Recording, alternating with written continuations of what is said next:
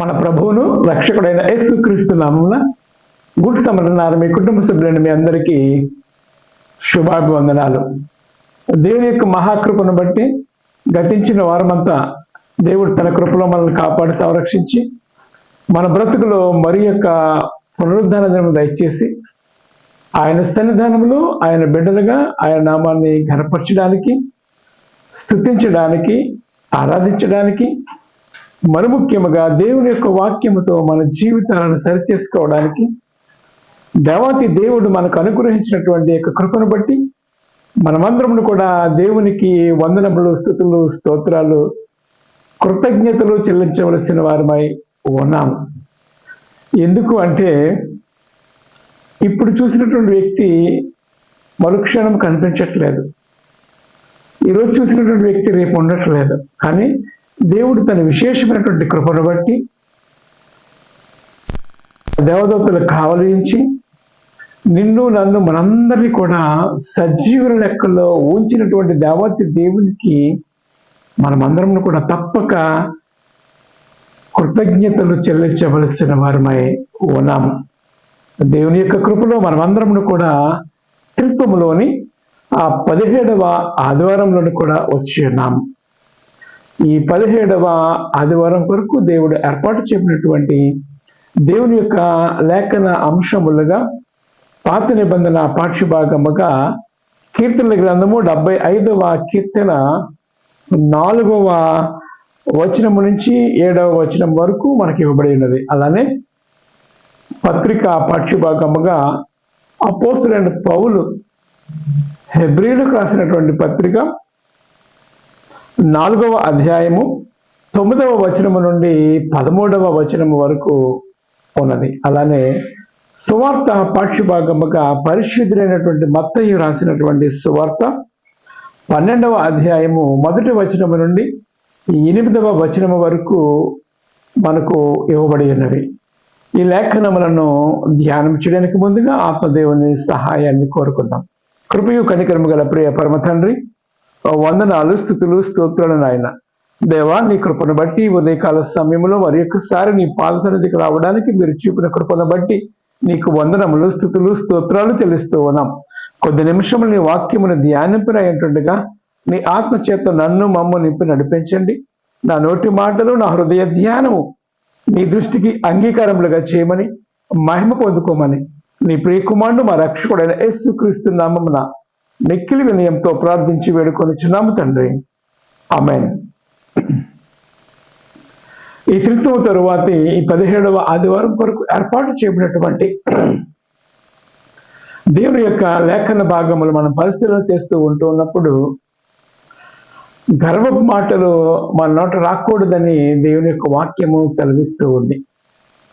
ఎందుకంటే తను హెచ్చించుకున్నవాడు తగ్గించబడుతూ ఉంటాడు అనేటువంటి వాక్యము సెలవిస్తూ ఉంది. తను తగ్గించుకున్నవాడు హెచ్చించబడతాడు అనేటువంటి మాటలు కూడా మనం చూస్తూ ఉంటూ ఉన్నాం. కాబట్టి మనము అన్ని విషయాలను కూడా తగ్గింపు స్వభావాన్ని కలిగి ఉండాలి. దేవుని పోలికలో దేవుని చిత్తాన్ని జరిగించేవారుగా మనం తగ్గించుకుందాం. తగ్గించుకున్నంత మాత్రాన మనకు ఒరిగేది ఏమీ లేదు. కానీ దేవుని యొక్క ప్రేమను, దేవుని యొక్క కృపను మనం చూపించుదాం. తద్వారా దేవుని యొక్క నామాన్ని ఘనపరిచేవారుగా, ప్రకటించేవారుగా, ఆయన బిడ్డలుగా ఈ లోకంలో మనము ప్రత్యేకింపడిన వారుగా ఉండడానికి అవకాశం ఉంది. కాబట్టి దేవతి దేవుడు ఎవరు వినయము కలిగి నా సన్నిధిని వణుకుతూ ఉంటారో నేను వారిని లక్ష్యము చేస్తూ ఉంటాను అనేటువంటి మాటను జ్ఞాపకం చేస్తూ ఉన్నాడు. కాబట్టి మనము దేవునికి వినయ విధేయతలు చూపుదాం. ఆయనకి ఇవ్వవలసినటువంటి సమయాన్ని ఆయనకిద్దాం. ప్రతి ఉదయము, ప్రతి సాయంకాలము కూడా మరి దేవతి దేవునికి ఉదయకాల స్తుతి ఆరాధన, సాయంకాలపు స్తుతి ఆరాధన కూడా మన జీవితంలో మనం చేస్తూ ఉంటూ ఉన్నప్పుడు దేవతి దేవుడు మనలను మరింతగా ఆశీర్వదించడానికి ఇష్టపడుతూ ఉంటాడు. అంత మాత్రమే కాదు, కానీ నీవు కూడా దేవునితో సహవాసము చేసేదానికి అవకాశం ఉంది. దేవునితో మాట్లాడడానికి, దేవునితో నడవడానికి నీకు అవకాశం ఉంటుంది. కాబట్టి ఆ యొక్క సమయాలను మీరు సద్వినియోగం చేసుకుంటూ దేవుని కృపకు పాత్రులు కావాలని ప్రభు పేరట మీకు మనం చేస్తూ ఉన్నాను. ఈరోజు మనకి ఇవ్వబడినటువంటి ఈ సువార్త, ఈ పత్రిక పాఠ్యభాగంలో మనం ఆలోచన చేస్తూ ఉన్నప్పుడు మరి ముఖ్యంగా ఈ మత్తయి రాసినటువంటి సువార్త ఈ 12వ అధ్యాయము మొదటి 8 వచనాలు లేక 12వ అధ్యాయాన్ని మనం చూస్తూ ఉన్నప్పుడు యేసు క్రీస్తును ఏ విధముగా ఇరకాటములో పెట్టాలి అనేటువంటి ఆలోచనలో పరిచయులు ఉన్నారు. ఈయన ఏ తప్పు దొరుకుతాడా అనేటువంటి అబ్జర్వేషన్లోనే ఉన్నారు. కానీ అసలు ఈయన ఎవరు, ఏమై ఉన్నారు, ఈయన ఆశ్చర్య కార్యములు, మహాశ్చర్య కార్యములు, ఎన్నో కార్యాలు చేస్తూ ఉన్నాడు. ఈయన గొప్పతనం ఏమిటి, ఈయన నిజముగా దేవుని కుమారుడా, ఎక్కడి నుంచి వచ్చాడు, ఏమి చేస్తూ ఉన్నాడు, ఏం చేయబోవచ్చు ఉన్నాడు అనేటువంటి ఆలోచన వారికి లేదు. కానీ వారు ఎంత మాత్రము కూడా లేఖనాలు పరిశీలిస్తూ ఉన్నారు. కానీ వారి మనోనేత్రాలు వెలిగింపబడి ఎంతసేపు ధర్మశాస్త్రంలోనే వారు లోబడిపోతూ ఉన్నారు. కానీ అయ్యో ఈయన ఏం చేస్తూ ఉన్నాడు అనే విషయాన్ని వారు అబ్జర్వ్ చేయట్లేదు.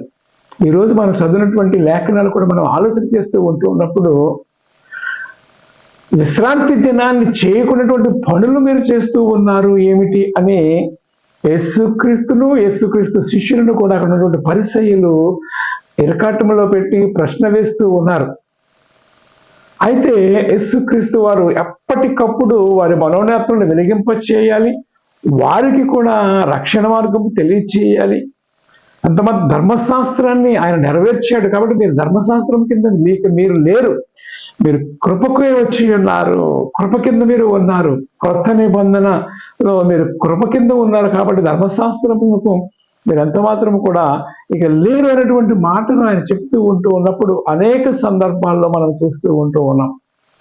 అబ్రహాముని గురించి ఆలోచన చేస్తూ ఉంటున్నప్పుడు నీవు అబ్రహాం కంటే ముందున్న వాడేవంటే అవునరా బాబు అంటే నీవు కుర్ర కుంకుమ కదా అనేటువంటి ప్రశ్న కూడా వాళ్ళు వేశారు. అయితే ఎప్పటికప్పుడు యేసుక్రీస్తు వారు వారిని రక్షించాలని, వారి మనోనేత్రాలు వెలిగించాలని, ఆయన పరలోకంలో దిగి వచ్చాడని, మనిషి కుమారుడుగా, దైవ కుమారుడుగా ఆయన వచ్చిన విషయాన్ని ఆయన చెబుతూ ఉన్నప్పటికీ కూడా వారు వినే స్వభావంలో వారు లేరు. ఎందుకంటే ఈ యుగ సంబంధమైన దేవత వారి మనోనేత్రములకు గుడ్డితనము కలగజేసినందున వారు అదే అవిధేయ స్థితిలో వాడు పరిపోయారు అనేటువంటి మాటను జ్ఞాపకం చేస్తూ ఉన్నారు. అయితే ఇంకా మనం ఆలోచన చేస్తూ ఉన్నప్పుడు దేవుడు తన విశేషమైనటువంటి మహాకృపను బట్టి తన రక్షణ సువార్తను, శిలువ కార్యమును, ధర్మశాస్త్ర నెరవేర్పును కూడా అన్ని ఆయన నెరవేర్చి ఆయన తన గొప్పతనాన్ని, ఆయన ఎవరు ఏమైనాడో మనందరికీ కూడా తెలిసే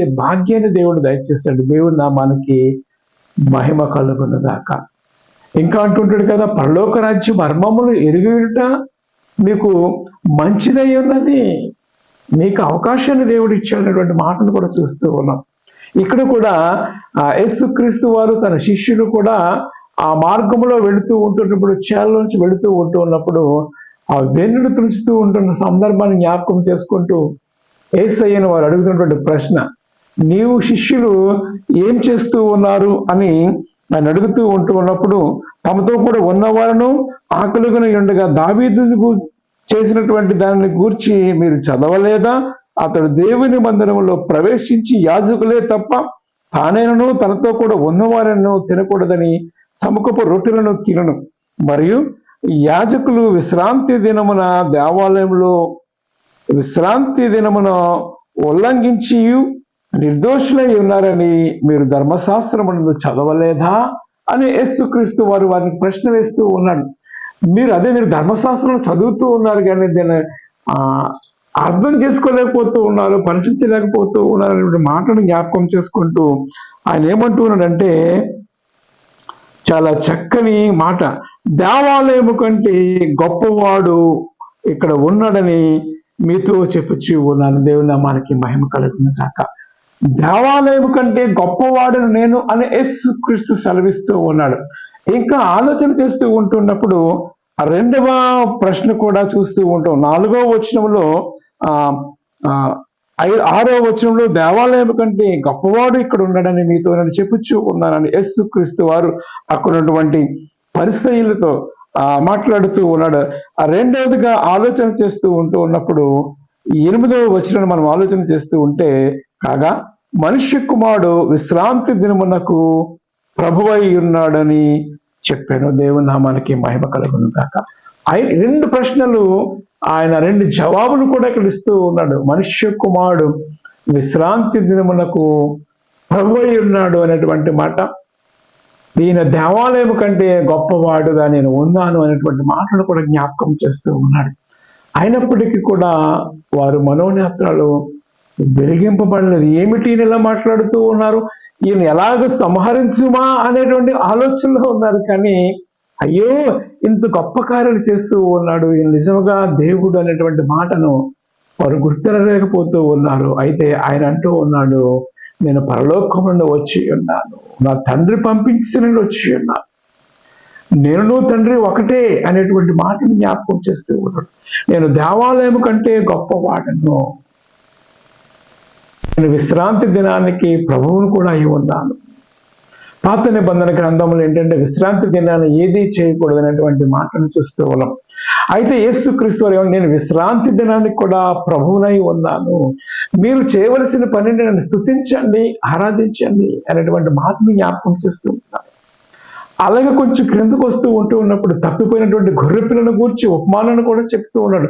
100 గొర్రెలు ఉన్నప్పుడు ఒక గొర్రె తప్పిపోతూ ఉంటే మీరు అందరూ ఏం చేస్తూ ఉంటారు? ఆ తప్పిపోయిన గొర్రె కొరకు మీరు వెతకరా? రేపు చూద్దాం అనేటువంటి మీరు విడిచిపెట్టేస్తూ ఉంటారా? ఎంత మాత్రం కూడా అలా చేయరు కదా అనేటువంటి ఆలోచన చేస్తూ వారిని జ్ఞానయుక్తమైనటువంటి ఆలోచనకి యేసుక్రీస్తు వారు వారిని పంపిస్తూ ఉన్నారు. 13వ వచనం, గొర్రెల కంటే మనుషుడంతో శ్రేష్ఠుడు కాబట్టి విశ్రాంతి దినముల మేలు చేయుట ధర్మమే అని చెప్పి ఆయన వారితో మాట్లాడిన విషయాన్ని జ్ఞాపకం చేస్తూ ఉన్నాం. ఇంకా అందుకైనా మీలో ఏ మనుషునికైనా ఒక గొర్రె ఉండి అది విశ్రాంతి దినమున గుంటలో పడిన దాన్ని పట్టుకొని పైకి తీయడా? దేవుని నామానికి మహిమ కలుగును గాక. యేసుక్రీస్తు వారు విశ్రాంతి దినమునకు ప్రభువై ఉన్నాడు. ఆయన దేవాలయం కంటే గొప్పవాడు. ఆకాశము ఆయన సింహాసనము, భూమి ఆయన పాదపీఠముగా చేసుకున్నటువంటి దేవతి దేవుడు ఆయన ఎంతో ఉన్నతుడు అయినప్పటికీ కూడా ఆయన కనికరమనే కోరుచు ఉన్నాను, కానీ నేను బలి కోరట్లేదు అనేటువంటి మాటను జ్ఞాపకం చేస్తూ ఉన్నాడు. మనందరికీ తెలిసినటువంటి మాట, అనేక సందర్భాల్లో మనము ధ్యానించినటువంటి మాటను చూస్తూ ఉన్నప్పుడు ఫిలిప్పీలు రాసినటువంటి పత్రికలో 2వ అధ్యాయాన్ని మనం ఆలోచన చేస్తూ ఉన్నప్పుడు ఫిలిప్పీ పత్రిక 2వ అధ్యాయంలో యేసుక్రీస్తు వారు ఏ రీతిగా ఆయన తగ్గించుకున్నాడో అనే విషయాన్ని జ్ఞాపకం చేస్తూ ఆయన గురించి రాయబడినటువంటి మాట ఏంటంటే 9వ వచనం, 2వ అధ్యాయము 9వ వచనంలో, అందుచేత పరలోకమందున్న వారిలో కానీ భూమి మీద ఉన్న వారిలో కానీ భూమి క్రింద ఉన్న వారిలో కానీ ప్రతివాని మోకాలు యేసు నామమున వంగునట్లు. ఎవరి మోకాలట? ప్రతివాని మోకాలు. ఈ భూ ప్రపంచం మీద ఉన్నటువంటి ప్రతివాని మోకాలు, ఇండియాలోనే కాదు, అమెరికాలోనే కాదు, ఆసియాలోనే కాదు, ప్రపంచ దేశాల్లో ఉన్నటువంటి ప్రతివాని మోకాలు వంగాలి. ఏమని? యేసు క్రీస్తే దేవుడని, ఆయనే రక్షకుడని, ఆయనే విమోచకుడని, అన్ని నామముల కంటే పైనామము కలిగినటువంటి, అక్కడ అదే మాట్లాడుతూ ఉన్నాడు.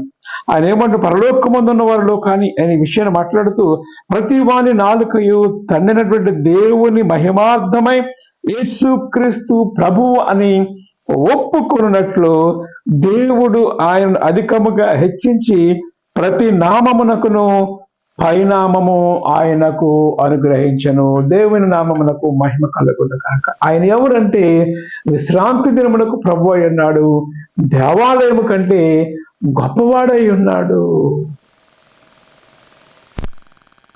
శిష్యులతో యేసుక్రీస్తు సంచారం చేస్తూ ఉన్నప్పుడు ఒక దైవ కార్యములో ఉన్నారు కాబట్టి, ఆయన వచ్చిన పని దైవ చిత్తం నెరవేర్చడానికి కాబట్టి రక్షణ కార్యంలో వారు ఉంటున్నప్పుడు వారు తప్పు చేయలేదనేటువంటి మాటను కూడా జ్ఞాపకం చేస్తూ ఉన్నాడు. ఇంకోటి ఆలోచన చేస్తూ ఉన్నప్పుడు ఆ గొర్రెపిల్ల, తప్పిపోయిన గొర్రెపిల్ల గురించి మాట్లాడాడు. ఇంకా ఆలోచన చేస్తూ ఉంటే 92వ కీర్తన కూడా ఆ 92వ కీర్తన మనం ఆలోచన చేస్తూ ఉంటున్నప్పుడు, కీర్తన గ్రంథము 92వ కీర్తనలో అక్కడ ఉన్నటువంటి హెడ్డింగ్ మనం చూస్తూ ఉన్నప్పుడు విశ్రాంతి దినమునకు తగిన కీర్తన అనేటువంటి మాట. విశ్రాంతి దినమునకు తగిన కీర్తన, తగిన కీర్తన. ఏమిటి విశ్రాంతి దినమును? యేసుక్రీస్తు వారు మరి 6 దినములు సృష్టికార్యము చేసి 7వ దినమున విశ్రమించాడు. పాత నిబంధన కాలంలో శనివారం వస్తుంది, కానీ పునరుద్ధాన దినము కాలంలో మనం ఆదివారము మనకు విశ్రాంతి దినం లేక పునరుద్ధాన దినము. కాబట్టి అక్కడ అంటున్నటువంటి మాట అంటే పాత నిబంధన గ్రంథంలోనే రాయించినటువంటి మాటలు మనం చూస్తూ ఉన్నాం. మహోన్నతుడైనటువంటి దేవుని స్తుతించుట లేక యెహోవాను స్తుతించుట మంచిది, మహోన్నతుడా నీ నామమును కీర్తించుట మంచిది. ఇక్కడ 10 తంతుల సితారాతోను ఉదయం నీ కృపను, ప్రతి రాత్రి నీ విశ్వాసతను 10 తంతుల స్వరమండలముతోను గంభీర ధ్వనిగల సితారాతోను ప్రచురించుట మంచిది. దేవుని స్తుతించాలి, ఆరాధించాలి. అయితే ఈ ఉదయకాల సమయంలో మరి ముఖ్యముగా విశ్రాంతి దినము అని మనం ఆలోచన చేస్తూ ఉన్నప్పుడు అపోస్తలుడైన పౌలు కొంచెం ముందుకు వెళ్ళి దేవుని ప్రజలకు విశ్రాంతి ఉన్నది, నిలిచి ఉన్నది అనేటువంటి మాటను జ్ఞాపకం చేస్తూ ఉన్నాడు. ఏమిటి విశ్రాంతి అంటే? దేవునితో సహవాసం గడుట. ఈ లోకయాత్రను ముగించిన తర్వాత ప్రతి ఒక్కరూ కూడా దేవుని సన్నిధికి రావాలి. ఎవరు అంటే క్రీస్తు రక్తములో కడగబడిన వారు మాత్రమే ఆ విశ్రాంతి అక్కడ ఉంటూ ఉంటుంది. ఇది జ్ఞాపకం చేసుకోవాలి. దేవుని పిల్లలకు శాశ్వతమైనటువంటి విశ్రాంతి అంటే దేవుని సన్నిధిలో నెమ్మది, సంతోషము, ఆనందములు ఇవన్నీ కూడా కలుగుతూ ఉంటాయి. ఇంకేం కావాలి మనకి? తనువు తాలించిన తర్వాత దేవుని దగ్గరికి వెళుతూ ఉంటాం. కాబట్టి ఆ విషయాన్ని ఇక్కడ జ్ఞాపకం చేస్తూ అపోస్తలుడైన పౌలు హెబ్రీయులు అనగా ఇశ్రాయేలు జనాంగమునకు లేఖ రాస్తూ ఆయన అంటున్నటువంటి మాటను మనం జ్ఞాపకం చేసుకోవాలి. ఈ అధ్యాయం అంతా కూడా జ్ఞాపకం చేస్తూ ఉంటున్నప్పుడు మీరు భక్తి కలిగి ఉన్నారా? వినయము కలిగి ఉన్నారా? విధేయత కలిగి ఉన్నారా? లేక రక్షణ కలిగి ఉన్నారా? అన్నిటికంటే ఇది చాలా ప్రాముఖ్యమైనది. ఇవైతే ఎవరు కలిగి ఉంటారో, రక్షణ కలిగి ఉంటారో వారు శాశ్వత విశ్రాంతిలోనికి వెళ్ళడానికి అవకాశం ఉంది. దేవుని సన్నిధిలోనికి వెళ్ళడానికి అవకాశం ఉంది. కాబట్టి ఈ అధ్యాయం మనకు ఈ హెబ్రీ పత్రికలో 4వ అధ్యాయం మనకు 9వ వచనం నుంచి ఈరోజు మనకు లెసన్గా ఇచ్చారు. కానీ కొంచెం పైకి వెళుతూ ఉంటున్నప్పుడు 6వ వచనంలో కాగా ఎవరో కొందరు విశ్రాంతిలో ప్రవేశించుదురు అన్నమాట నిశ్చయము గనుకను ముందు సువార్త వినినవారు అవిధేయత చేత ప్రవేశింపలేదు గనుకను నేడు మీరు ఆయన మాట విని ఎడల మీ హృదయములను కఠినపరుచుకోకుండా ఉండడని వెనుక చెప్పినటువంటి మాట ప్రకారము ఇంతకాలమైన తరువాత దావీదు గ్రంథములో నేడని ఒక దినమును నిర్ణయించబడుచు ఉన్నాడు. యెహోషువ వారికి విశ్రాంతి కలుగజేసిన ఎడల ఆ తరువాత మరి యొక్క దినమును గూర్చి ఆయన చెప్పకపోవను. కాబట్టి దేవుని ప్రజలకు విశ్రాంతి నిలిచి ఉన్నది. దేవుని నామమునకు మహిమ కలుగుతుంది. దేవుని ప్రజలకు విశ్రాంతి నిలిచి ఉన్నది. 6వ వచనం మరి ఒక్కసారి మాట్లాడితే ముందు సువార్త వినినవారు అవిధేయత చేత ప్రవేశింపలేదు. సువార్త వినినవారు అవిధేయత చేత వారు ప్రవేశింపలేదు. అంటే they refuse the word of God. యేసుక్రీస్తును వారు తిరస్కరించారు. యేసుక్రీస్తును వారు తిరస్కరించారు కాబట్టి ఆ శాశ్వతమైనటువంటి ఆ విశ్రాంతిలో వారు ప్రజలు వెళ్ళలేకపోయారు. దేవుని సన్నిధిలో వారు నిలవలేకపోయారు, తొట్టుకుపోయారు, పడిపోయారు. కాబట్టి వారికి విశ్రాంతి లేదు. అయితే దేవుని ప్రజలకు విశ్రాంతి నిలిచి ఉన్నది అనేటువంటి మాటను జ్ఞాపకం చేసుకుంటూ ఏమంటున్నాడంటే ఆ యొక్క విశ్రాంతిలో ప్రవేశించని వాడు కూడా తన కార్యమును ముగించి ప్రవేశించిన వాడు కూడా తన కార్యమును ముగించి విశ్వసించను. కాబట్టి అవిధేయత వలన వారు పడిపోయినట్లుగా మనలో ఎవడునూ పడిపోకుండా ఆ విశ్రాంతిలో ప్రవేశించుటకు జాగ్రత్త పడదు. ఇది చాలా ప్రాముఖ్యమైనటువంటి మాట. పౌలు భక్తుడు ఇశ్రాయేలు ప్రజలను లేక హెబ్రీ సంఘమును హెచ్చరిస్తూ ఆయన మాట్లాడుతూ ఉన్నాడు. ఈ వాక్యము ద్వారా ఈ ఉదయకాల సమయంలో ఆయన మనతో మాట్లాడుతున్న మాట ఏంటంటే, ఎందుకనగా కాబట్టి అవిధేయత వలన వారు పడిపోయినట్లుగా మనలో ఎవడనూ పడిపోకుండా ఆ విశ్రాంతిలో ప్రవేశించుటకు జాగ్రత్త పడతాము. వారు పడిపోయారు, తొట్టిల్లిపోయారు. ఇశ్రాయేలు ప్రజల మధ్య దేవుడు ఎన్నో ఆశ్చర్యకార్యములు చేసినప్పటికీ కూడా అనేక మంది తొలగిపోయారు, సణుగుకున్నారు. దేవుని విశ్రాంతిలో వారు ప్రవేశించలేదు. ఇంకా ఆలోచన చేస్తూ ఉంటున్నప్పుడు వాగ్దానం చెప్పినటువంటి దేశములో యెహోషువ, కాలేబు తప్ప మరెవరు కూడా ప్రవేశించలేదు. మిగిలిన వారందరూ కూడా తొట్టిల్లిపోయారు. అయితే దేవాతి దేవుడు మరి ఒక్కసారి మనతో మాట్లాడుతూ నిత్యత్వములోనికి మనం ప్రవేశించాలి అంటే పడిపోయిన వారుగా ఉండకూడదు, తొట్టిల్లిన వారిగా ఉండకూడదు. ఇది ఈ ఉదయకాల సమయంలో నీతో నాతో మనందరితో మాట్లాడుతున్నటువంటి మాట ఏంటంటే, మనము అవిధేయులుగా ఉండకూడదు, విధేయత చూపిన వారుగా, దేవుని యొక్క కుమారుడుగా, దేవుని యొక్క కుమార్తెగా మనము ఉండాలి అనేటువంటి మాటను చూస్తూ ఉన్నారు. చాలా గమనించదగినటువంటి విషయం, పరిశీలించుకోవలసిన విషయం అదే. మీలో ఎవరైనా పడిపోతున్నారేమో, తొట్టుపాటు వలన, అవిధేయత వలన తొలగిపోతూ ఉన్నారేమో, దేవుని యొక్క విశ్రాంతిలోనికి మీరు ప్రవేశించకుండా ఉంటూ ఉన్నారేమో జ్ఞాపకం చేసుకోండి. కాబట్టి అవిధేయత వలన వారు పడిపోయినట్లుగా మనలో ఎవడినో పడిపోకుండా ఆ విశ్రాంతిలో, అంటే దేవుని యొక్క రాజ్యములో, నిత్యత్వములో ప్రవేశించుటకు జాగ్రత్త పడదాం. ఎందుకనగా దేవుని వాక్యం సజీవమైనదై బలము గలదే, రెండంచులు గల ఎటువంటి ఖడ్గము కంటెను వాడిగా ఉండి ప్రాణాత్మకీలను మూలులను విభజించినంత మట్టుకు దూరుచు హృదయముల యొక్క తలంపులను ఆలోచనలను శోధించచ్చు ఉన్నది. దేవుని వాక్యము మనలను శోధించేది, మనలను నడిపించేది, మనల్ని ఉజ్జీవింపచేసేది, పునరుజ్జీవింపచేసేది. కాబట్టి దేవుడు మనతో మాట్లాడుతూ ఉంటున్నప్పుడు మనము ఏ స్థితిలో ఉన్నాము అది జ్ఞాపకం చేసుకోవాలి.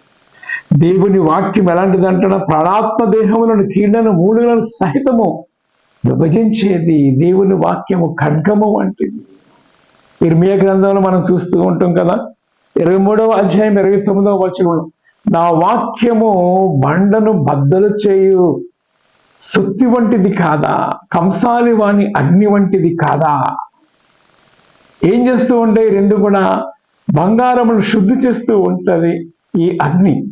అలానే బండలను బద్దలు కొట్టేది, రాటుదిలినటువంటి గుండెలను కూడా బద్దలు కొట్టేది. హృదయం అనేటువంటి గుండెను ఆయన దేవుని వాక్యంతో మనం సరిచేసుకుంటూ ఉంటున్నప్పుడు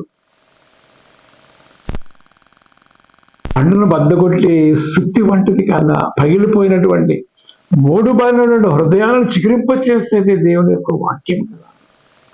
దేవుని వాక్యానికి మనం స్థానం ఇస్తూ ఉన్నప్పుడు దేవుడు నీకు కూడా స్థానం ఇవ్వడానికి ఆయన ఇష్టపడుతూ ఉన్నాడు అనేటువంటి మాటను జ్ఞాపకం చేసుకోవాలి. ప్రియమైన వారలారా, పేతురు భక్తుడికి రాసినటువంటి 2వ పత్రిక మనం ఆలోచన చేస్తూ ఉన్నప్పుడు 1వ అధ్యాయము కొన్ని వచనాలు చూస్తూ ఉన్నప్పుడు, పేతురు భక్తుడికి రాసినటువంటి 2వ పత్రిక 1వ అధ్యాయము 1 నుంచి కొన్ని వచనాలు మనం చూస్తూ ఉన్నప్పుడు, ఈ 10వ వచనం వరకు కూడా చూస్తూ ఉన్నప్పుడు, మీరు ప్రస్తుతం కొంచెం కాలం మీకు దుఃఖము కలగొచ్చు అన్నది, నశించిపోతున్నటువంటి సువర్ణము అగ్ని చేత ఏ రీతికి అయితే శుద్ధీకరించబడచ్చు అన్నదో, దానికంటే అమూల్యమైనటువంటి మీ విశ్వాసము చేత ఈ శోధనల చేత పరీక్షించినది యేసుక్రీస్తు ప్రత్యక్షమైనప్పుడు మీకు మెప్పును, మహిమయు, ఘనతయు కలుగుటకు కారణమగుచు ఉన్నది. దేవుని నామానికి మహిమ కలుగును కాక.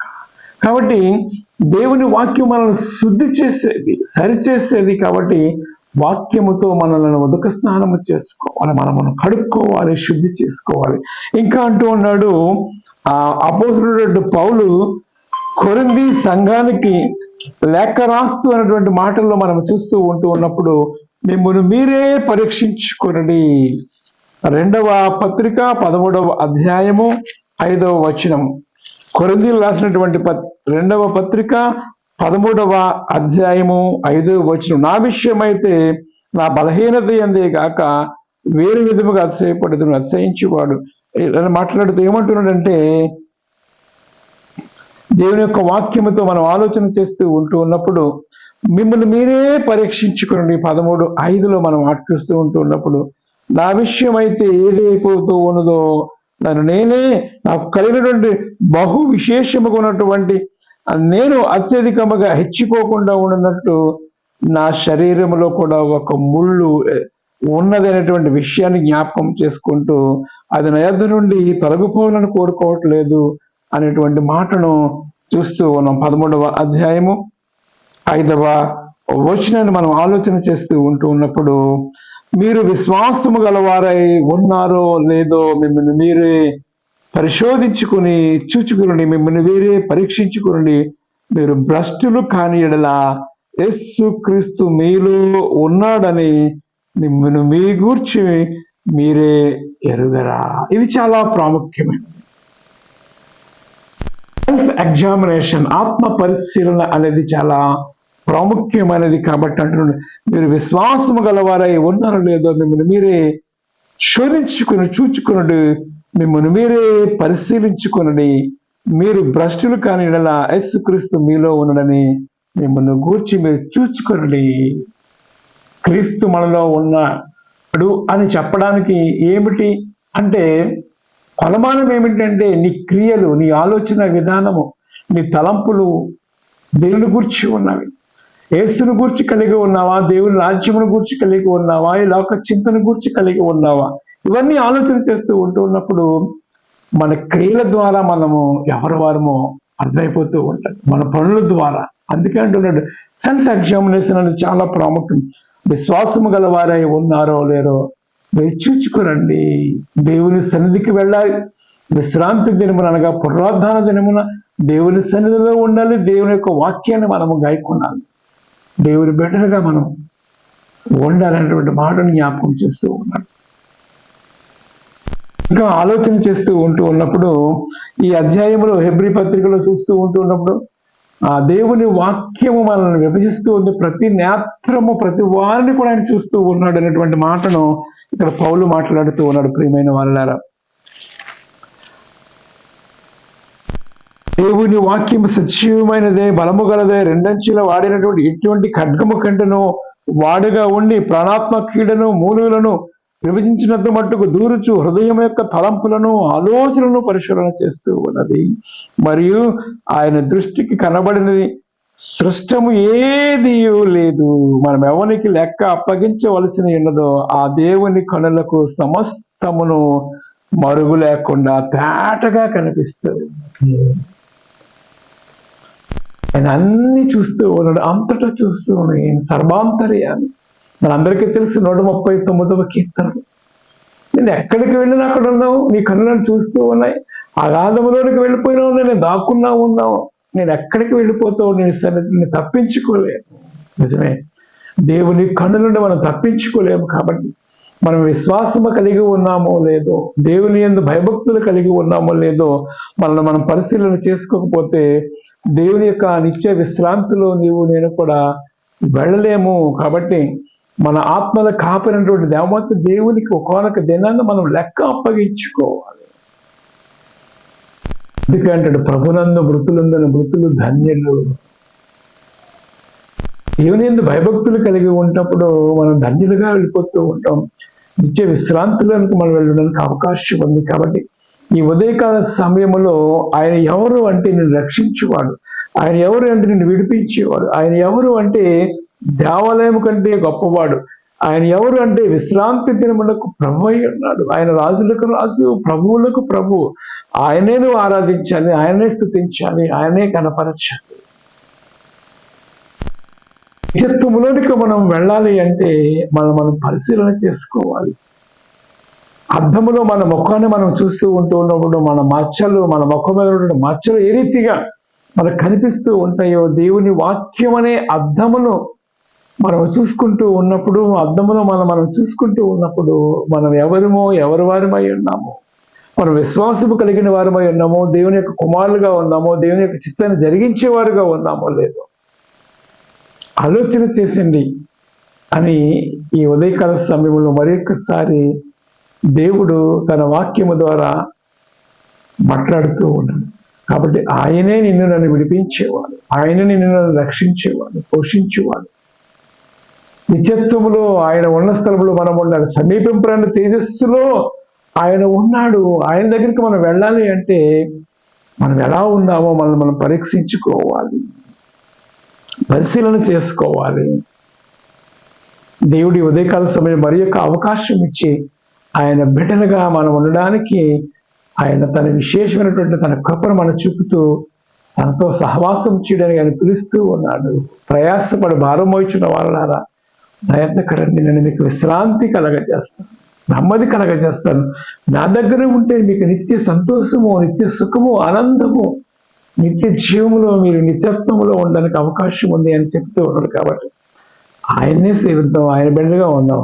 అట్టి కృపా పరిశుద్ధాత్మ దేవుడు సదా మనందరకు దయచేయను గాక. ఆమె దేవానికి వందనాలు. నిత్యమైనటువంటి వాక్యము ఫలించడానికి నీ కృప అనుగ్రహించమని, దేవా నీవు రాజులకు రాజువు, ప్రభువులకు ప్రభు, విశ్రాంతి దినమునకు నీవు దేవుడివై ఉన్నావు. నీకే వందనాలు చెల్లిస్తూ బిడ్డలందరినీ దీవించి ఆశీర్వదించమని, మహిమ పొందుకోమని ప్రియ కుమారుని రక్షకుడు యేసుక్రీస్తు నామమున ప్రార్థించి వేడుకొనిచున్నాము తండ్రి. ఆమేన్. మన తండ్రిని దేవుని ప్రేమయు ప్రభువైన యేసుక్రీస్తు కృపయు ఆత్మదేవుని అన్యోన్య సహవాసము సదాకాలం మీకు తోడైండును గాక. ఆమేన్.